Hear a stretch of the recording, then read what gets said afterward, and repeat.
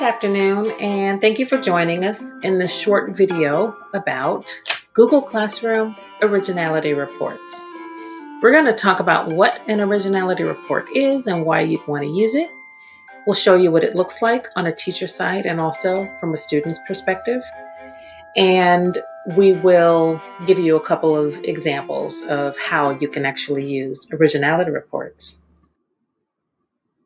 So what are Originality Reports?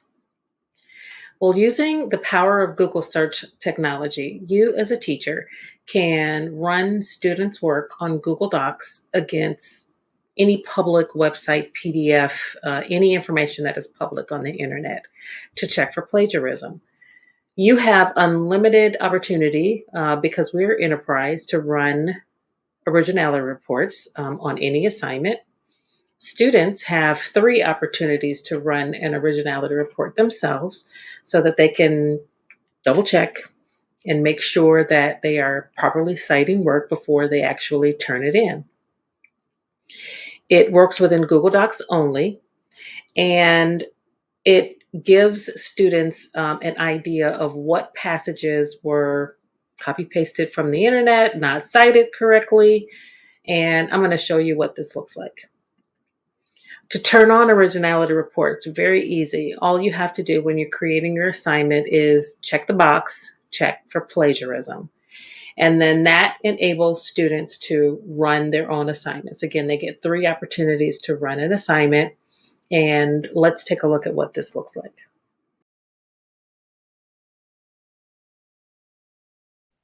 Good afternoon, class. It's really good to see your faces. I'm so happy that you have your cameras on today. I like to see your smiley faces. We're going to be doing some writing today. Yay, right? Yay, we're doing some writing. And one of the things that we're doing different about our writing is we're going to run our writing through what is called an originality report. And we talked about this before. Originality reports is something that you're going to use on every assignment to help you from unintentionally plagiarizing. I know that you guys don't do this on purpose, but sometimes when you're writing, you might copy something from the internet and put into your paper without properly citing it. Well, these originality reports are going to help you so that you learn how to properly cite material that you're getting from the internet or that you are paraphrasing from the internet. So let me show you what this looks like. Let's take a look at this Google Classroom. I'm borrowing one of our classmates' page. Thank you very much for letting me use your Google Classroom so that we can see. Now we're going to be looking at the assignment, the daily writing assignment for today. What person inspires you the most and why? We talked about people that motivate us and that people we really like their work ethic. So I want you to just have an opportunity to write about somebody who motivates you. So you see, I did not include anything here. So you're going to create your assignment on your own.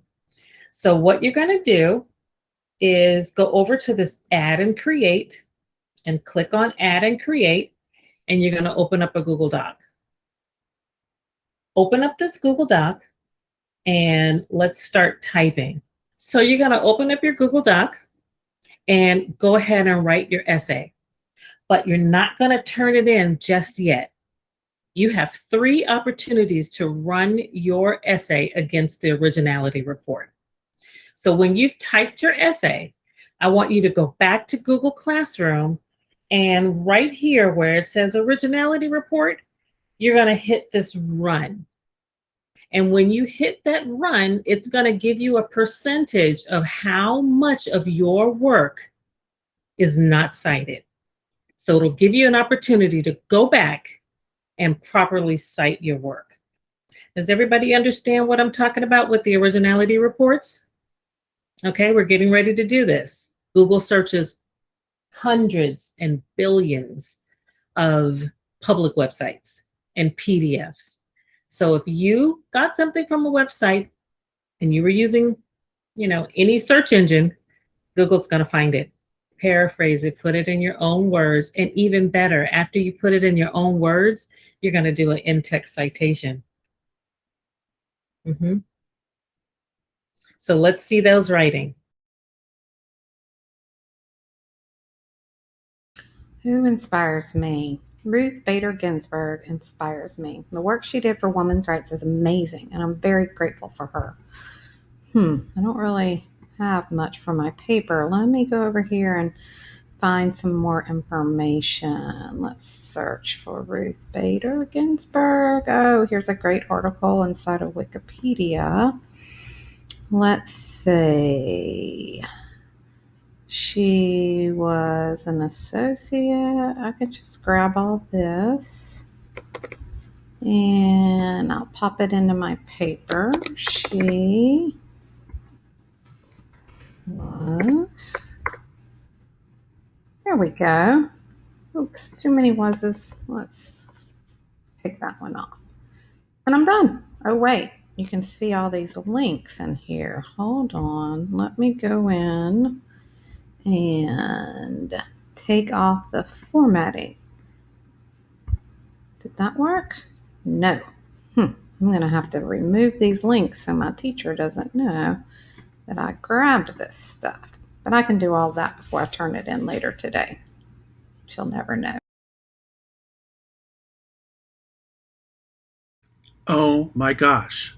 I have an assignment for Miss Pert. It's due. It's past due. It was due before Thanksgiving. I've got to get this done. What is the most important person? That's the name of the project. Oh my gosh, what am I going to do? Oh, I know. I'll do my best friend. He's a police officer, and I'll talk about how important police officers are.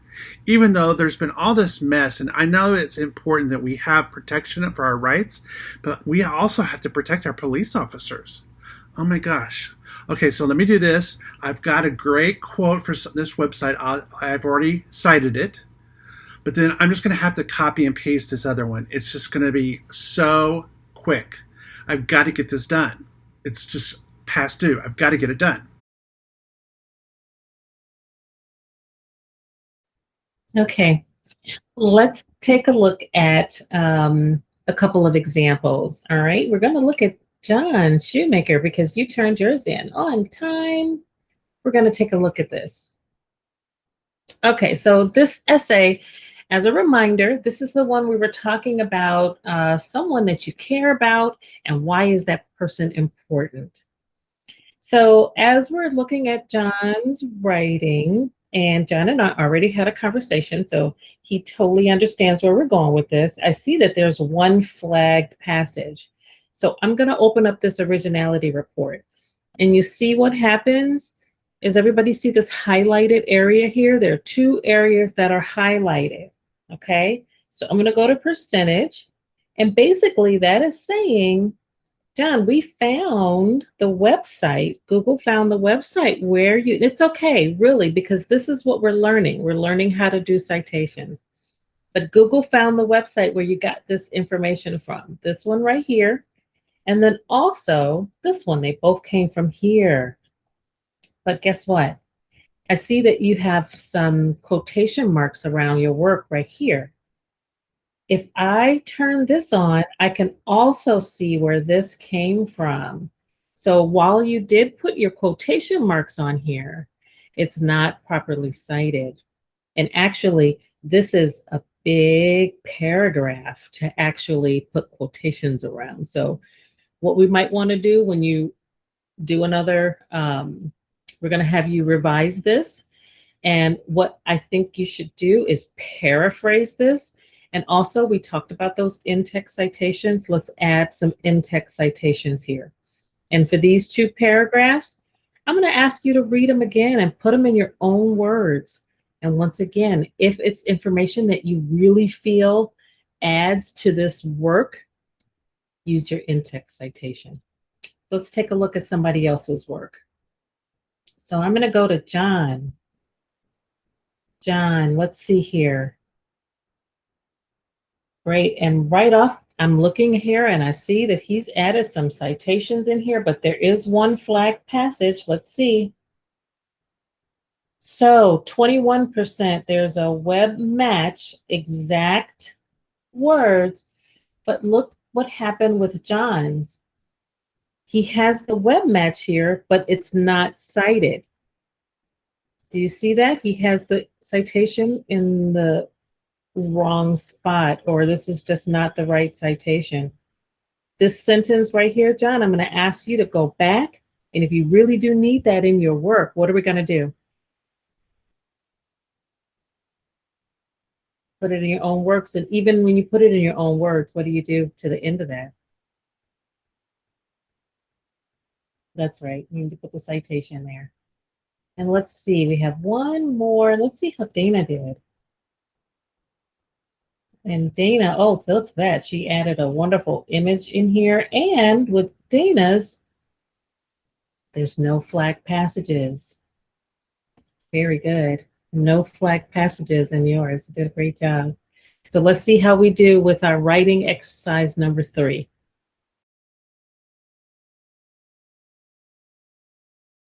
So I just wanted to review a couple of things about originality reports.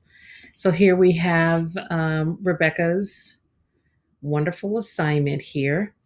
Remember, when you turn on originality reports, you can always see the flag passages over here on the right. Clicking that opens up the actual originality report, and you can see highlighted all the content that was taken from the internet. So in this instance, you do see there's some footnotes here and there's some citations here. So I would turn that on where it says 3 cited or quoted passages so that you can see everything. And the web matches, all 6 of them will be outlined for you so that you can see. So this will be a wonderful opportunity to teach students. If you are citing work, have you put it into your own words? Or did you take it directly? If you're using footnotes and citations, you want to make sure that the actual source is listed. You can find exactly where the content came from. It's just a wonderful learning opportunity. So I encourage you to start. And even the young ones can even start giving credit where credit is due, teaching students how to be responsible in citing their sources. So again, originality reports, we will follow up with some curriculum tie-ins and how you can actually use this, some lesson plan examples in later videos. Thank you.